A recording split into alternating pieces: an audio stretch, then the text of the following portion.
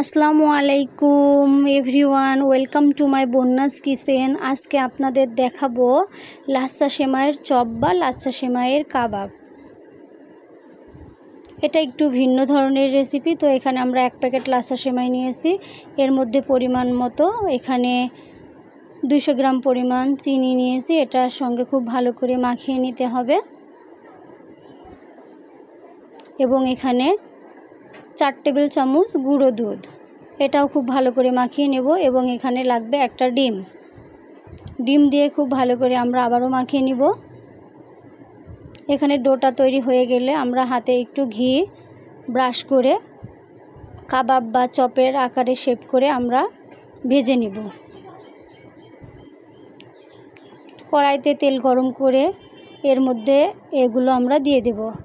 তেলটা খুব হালকা করে গরম করতে হবে, খুব বেশি গরম করা যাবে না।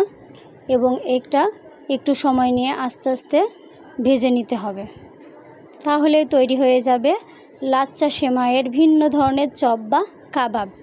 আপনাদের যদি ভালো লেগে থাকে তাহলে আপনারা অবশ্যই আমার চ্যানেলটি সাবস্ক্রাইব করে পাশে থাকবেন। প্রায় হয়ে এসেছে, নামিয়ে আমরা পরিবেশন করে নেব। ধন্যবাদ সবাইকে।